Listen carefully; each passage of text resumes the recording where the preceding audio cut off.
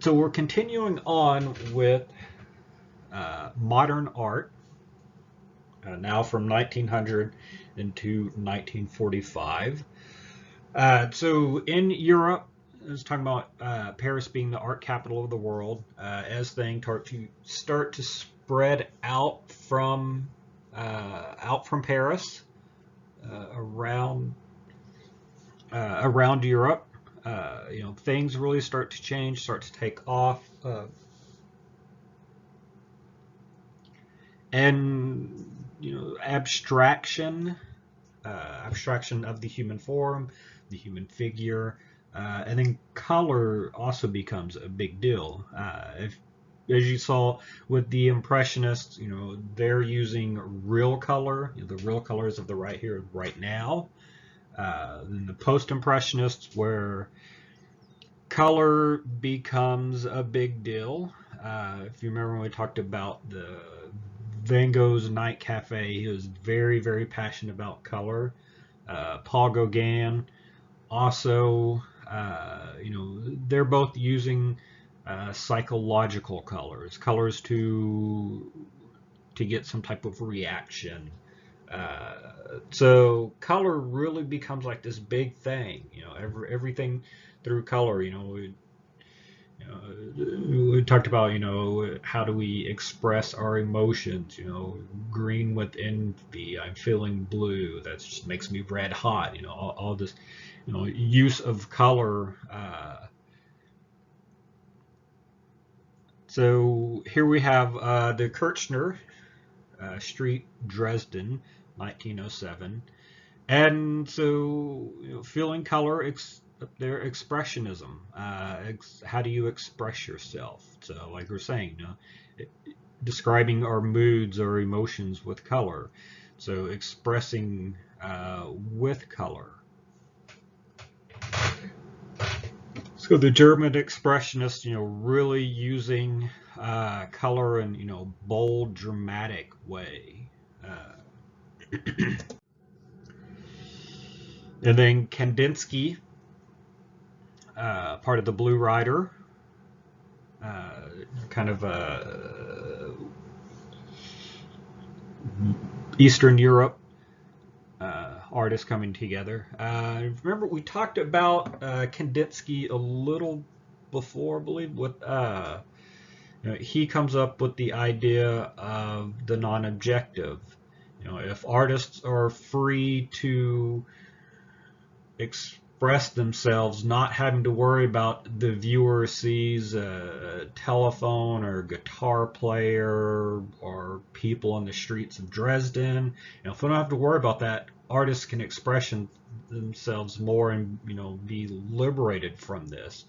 So coming up with the ideas of non-objective and non-representational artwork, so that you're not really seeing anything, that it is this whole different type of viewing experience. Although we also talked about, us being visual creatures, some of us, when we look at this particular sketch, we want to see things, all these different lines and shapes and colors and all the crazy chaos that Kandinsky is giving us. We sort of want to see something there. We start sort of creating our own image, our own objective image, even though technically there's not a specific object being represented in the painting. Like I said, that's sort of human nature and the way that we work. So you can thank Kandinsky for all the crazy abstract expressionists and stuff like that we'll get into later on. And Henri Matisse, Red Room, Harmony in Red, part of the Fauves. And Fauves were a group of artists in Paris that came right after, overlap with the Post-Impressionists. And so the Fauves was this wild beast, translated. So they're wildly beastly use of color. So, color, like I said, color becomes everything, especially with Matisse. So red room, harmony, and red, what's going on? There's all this kind of being bombarded with red all over the place. So that if you think about the picture plane and the idea of depth, it's like, slowly but surely losing that sense of depth to where everything is almost just flat on the surface, like the Kandinsky and the Kirchner even. Very little depth in the Kirchner, no depth at all in the Kandinsky. Everything's just flat on the surface. It's just basically these artists are putting things just right in your face that you have to deal with. Matisse, in a way, is kind of, I guess you could say, sticking with some traditions, but with the way the reds blend together, there's almost no separation between the table and the background, and the way the design mimics. On the table, it mimics what's on the wall, and that sort of mimics the trees outside. So again, you have all these things that are sort of mimicking and similar. So it really flattens out the picture plane. And so, Matisse, his idea was like simplifying things. And one of the other things that he liked with the simplifying, he was quite taken by African art. So we'll look at a little bit of African art and how in modern art uh, there's a huge discussion. Uh, are they ripping off the in this case African cultures? Matisse and Picasso. We'll look at Picasso's in a minute. Are they ripping off these cultures? Are they stealing their ideas? A big thing here lately is this idea of cultural appropriation, where we take something from another culture and we make it our own, even though we have no sort of background history with it. Um, so kind of that with uh, the queen from the Kush, looking at it, it's kind of familiar looking for the most part. The Kush, their neighbors to the north were the Egyptians. And so when you get neighboring civilizations, neighboring countries, in the case of the Kush and the Egyptians, that border went back and forth a lot. It moved north and south several times. So there's always, with that, there's the exchange of ideas and exchange of information that happen. You start to share some of the same uh, image making, starting to share some of the same gods and stuff like that. So that's why, the Kush almost, if done, presented right, I pass it off as an Egyptian piece. Next to that, the ceramic piece, the head from the Nook culture, made of ceramics. So a lot of the arts from Africa, stylized abstraction. These different groups, they had their idea on what is beautiful and what is a beautiful, pleasing image. And so they, often simplifying the human form, simplifying the image. And that's what attracted Matisse and Picasso. Some of the other things with the different cultures from the Benin and Nigeria, they're also using the hierarchical scale front and center. So there we have the king there in the middle, One of the other things about African art is, anything and everything will be used in the art. So there's, wood, there's metal, uh, a lot of these tribes, cultures, different groups, uh, you know, they were, masters at metalworking and, using the elephant tusks where, some people see that today and they get a little offended by it.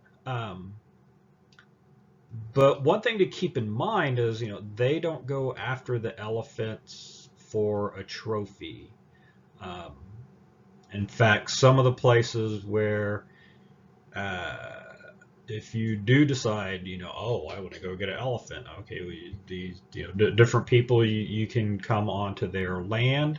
They'll take you hunting. Um, they let you,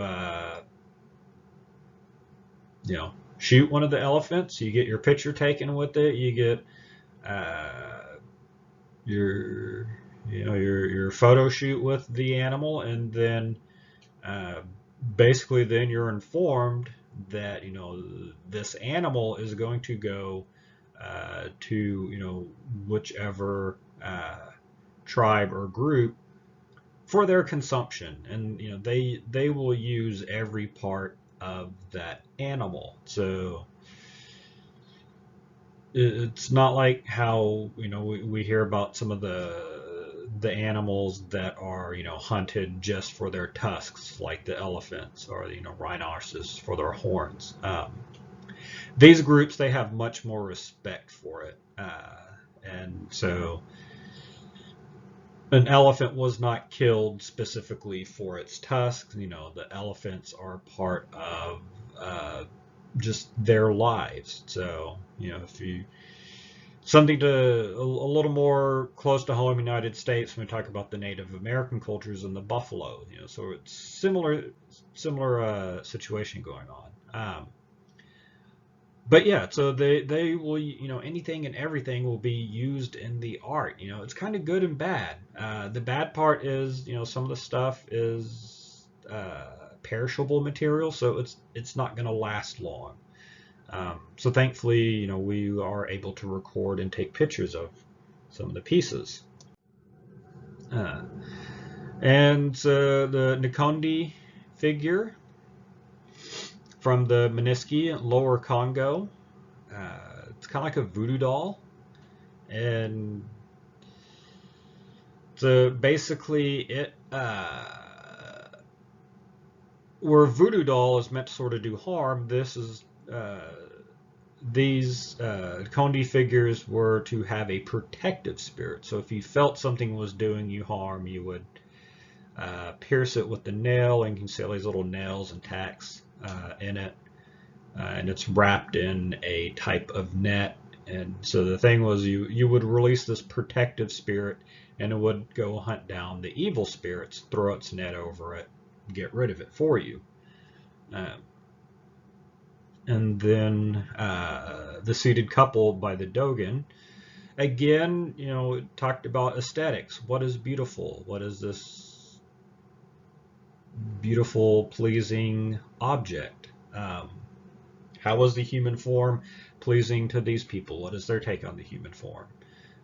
Some of these groups where there's almost no difference between male and female in a way.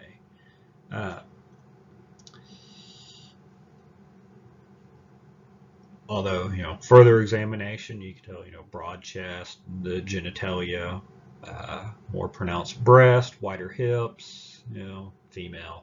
So, the visually, like neck down, you can tell the difference. Head up, it's kind of hard to tell the difference. So it's just, their take on aesthetics. And then next, the Timni Noah Masquerade from Sierra Leone, where basically these masks, it's basically like a coming of age ceremony, so that the young girl the girl puts on the mask and a woman takes off the mask. You know, basically how it all works. Um, and so these are the things, like I said, that were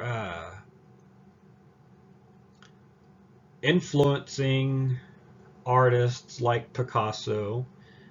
And the downside of it, a lot of these pieces that they were seeing were from when there was the European empires where they would go, you know, take over these countries in Africa, basically stripping them of their resource. At the same time, they would purchase or take uh, these objects. You know, for them, they weren't necessarily art objects. They were these, you know, cultural pieces. Um, but you know, the Europeans saw them as these art objects. You know, taking them, often transforming them so that they're a little more acceptable to Europeans. In this case, these masks from Sierra Leone, they were just taken and not really categorized. Recently, museums are trying to go back and kind of undo the damage that was done and find out a lot more about these pieces and put them in the proper cultural context. Uh, so, like I said, the question is, are the modern artists, are they stealing? Are they ripping off from the cultures? Are they borrowing? Uh, it's a very kind of interesting question. You know, something to be a great classroom debate. Are they stealing or are they borrowing? Do they have the right to do that? Uh, you know, are they being imperialistic just like the Europeans before them? Uh, so, and so here we have, you know, Picasso's Les Demoiselles d'Avignon, the ladies of Avignon, basically prostitutes. So you can see the two on the right that have uh, distinct, you know, features that, you know, similar to some of the African masks that we looked at. The other three are more similar to sort of ancient, prehistoric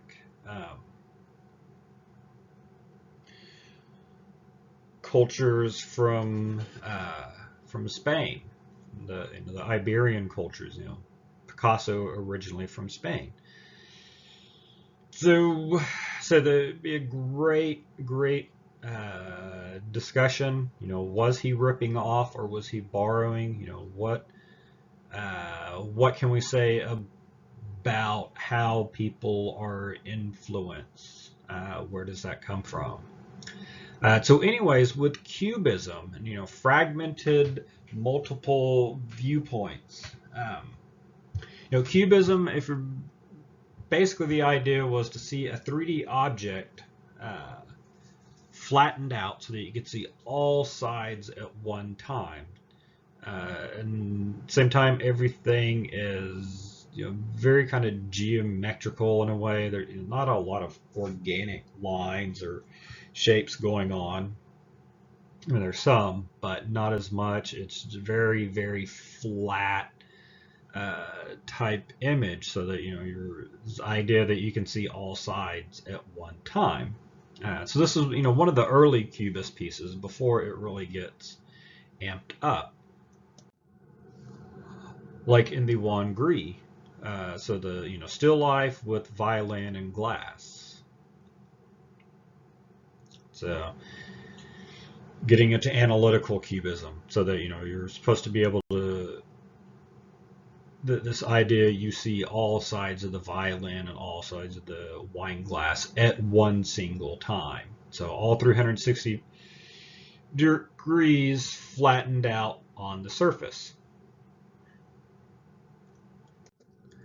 And de Car- Giorgio de Chirico, fantasy art. And basically, this is where art is not based on anything specific.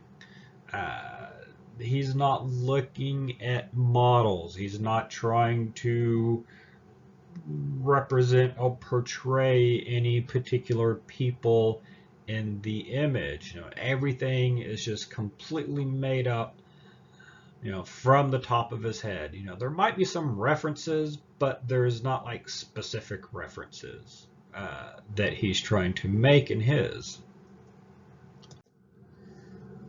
And then the Bocchino from Italy, futurism, kind of a short-lived uh, movement.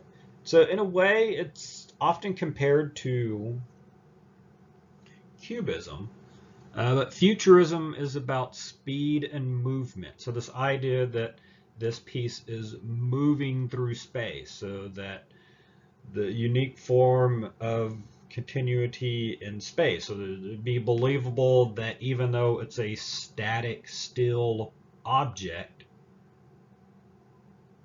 you would think that it's moving right in front of you, that it has this movement to it. And then Dada, we've talked a little bit about Dada with Marcel Duchamp and the Fountain. So Jean Arp, and all the ridiculousness, Dada is the anti-art. Dada is, well, it's dumbing down art. World War One was like, it's like a playground fight. You're going to pick on my friend. Well, you're going to have to deal with me. And you have all these kids just coming together and they just start,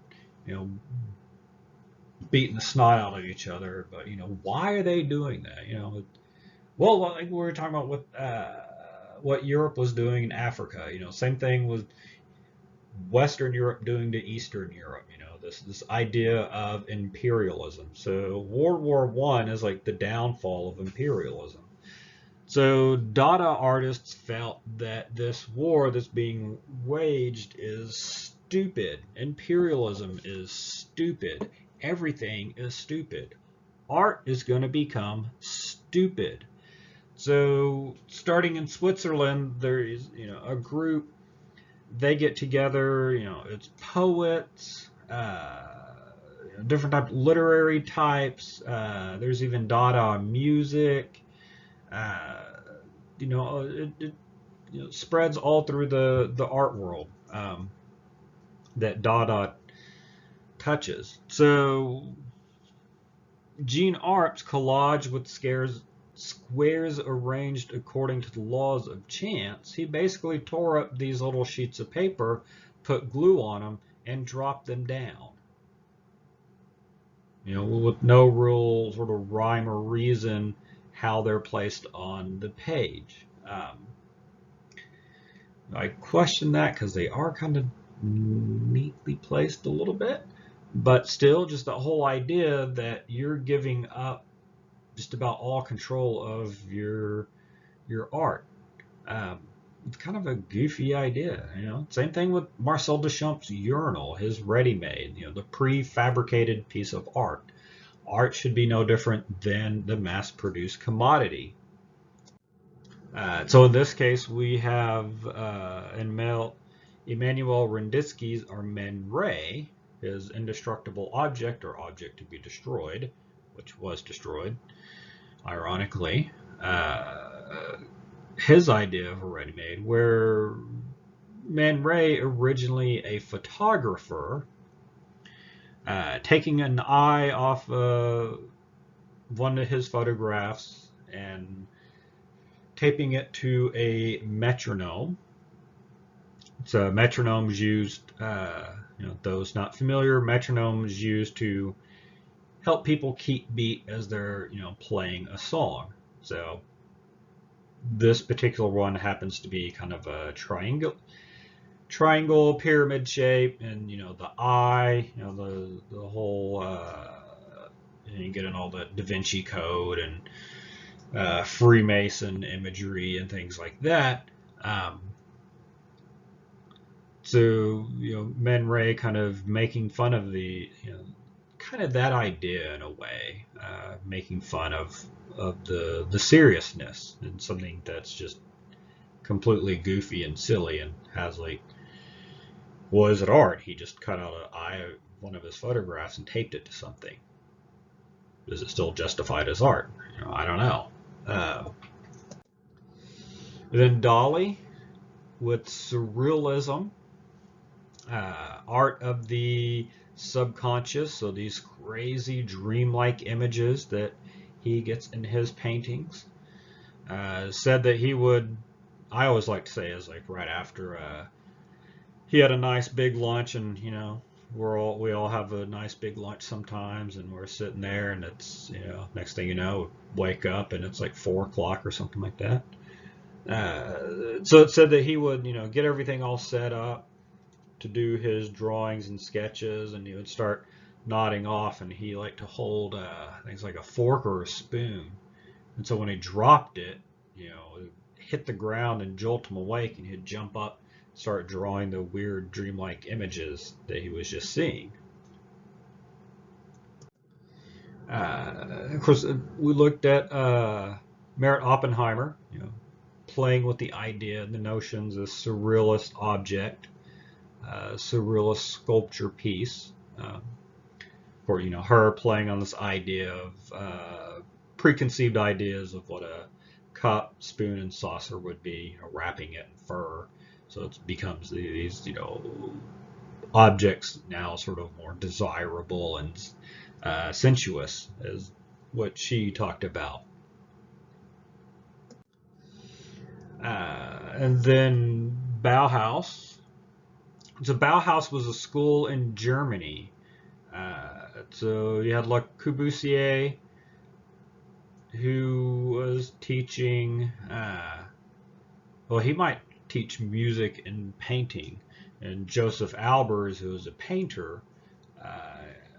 Also, he was, side note to him, he was highly influenced by the art of the Olmec and the Mayan. Difference between, I would point out between Albers and Picasso. Picasso just went to the museums in Paris. Albers went several trips to Mexico to see the pieces firsthand. So he was, very taken by a lot of the geometric patterns, especially that were on some of the Mayan temples. So anyways, so Bauhaus was a sort of this whole new idea, art and life coming together, where basically everything in your life should have some type of a relationship. All these things around you should have this visual dialogue.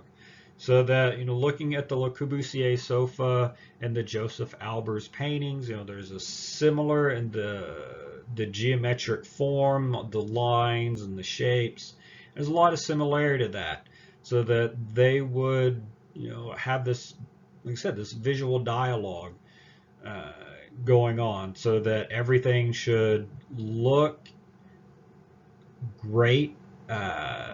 So, like I said, when you get into the Bauhaus, you start, looking at clothes irons, in industrial arts stuff, the sofa, getting into furniture, all basically everything in your life, it should have the same visual dialogue, and it should all work together. It should speak the same language.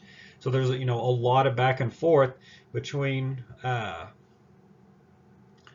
these things in your life, so that your apartment should mimic the painting you have in your apartment, and the painting should mimic the furniture, which should mimic your your tea kettle or your clothes iron.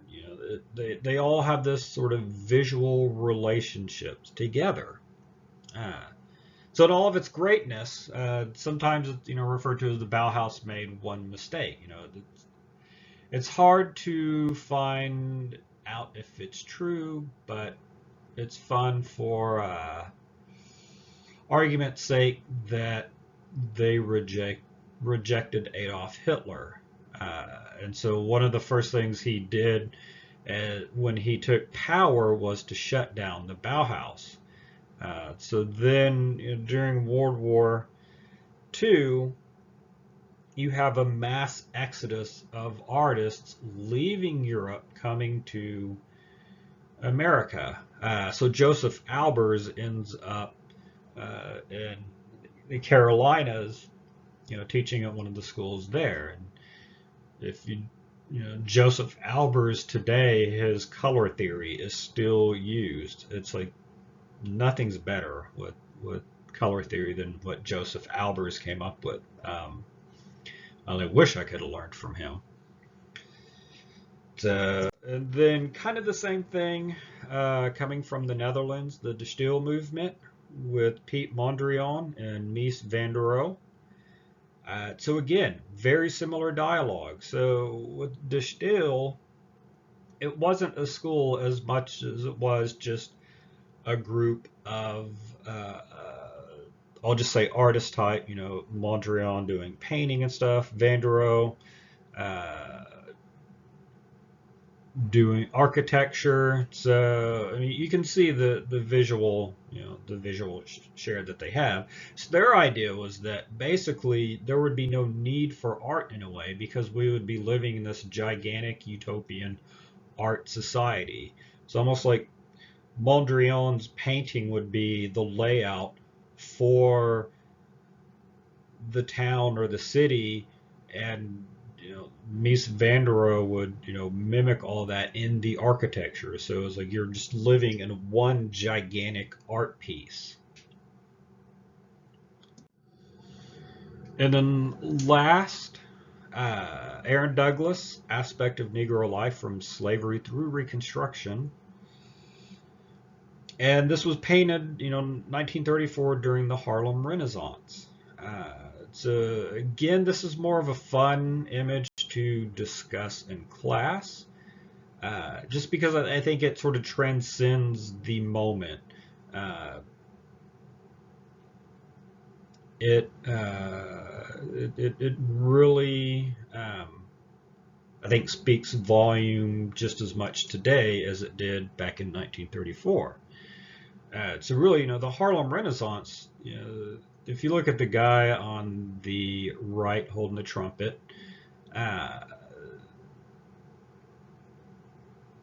jazz music, Louis Armstrong, son of alcoholic prostitute, basically he rose up from what could have been, he could have just turned into a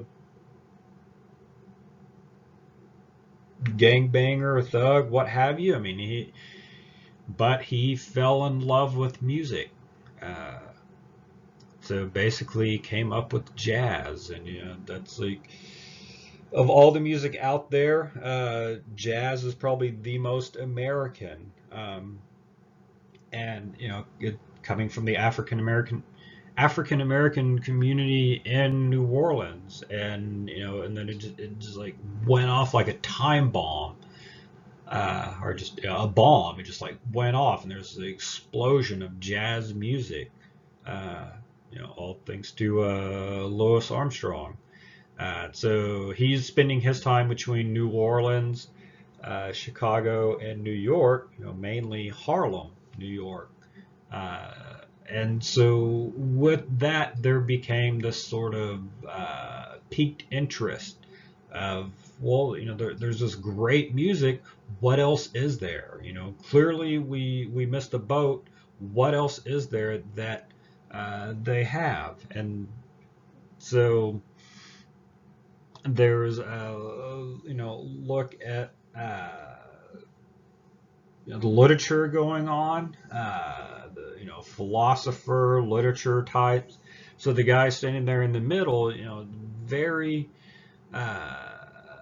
strong-willed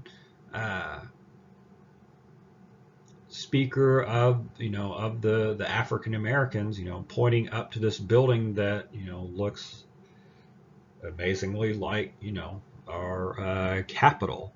So I mean, you could just spend hours and hours just dissecting this painting. It's a wonderful painting, but I think it sort of transcends its times because think of all the strong leaders of the African Americans. There's so many different people that you could put in there. You know, to the there's no denying the unfortunate history and treatment of the African Americans in our country and our history. Um, that's a whole other gigantic debate. Can't really do in just a simple lecture, but I mean, probably kind of get the idea. But yeah, you could put any number of people in that man's place, and then the other kind of in between.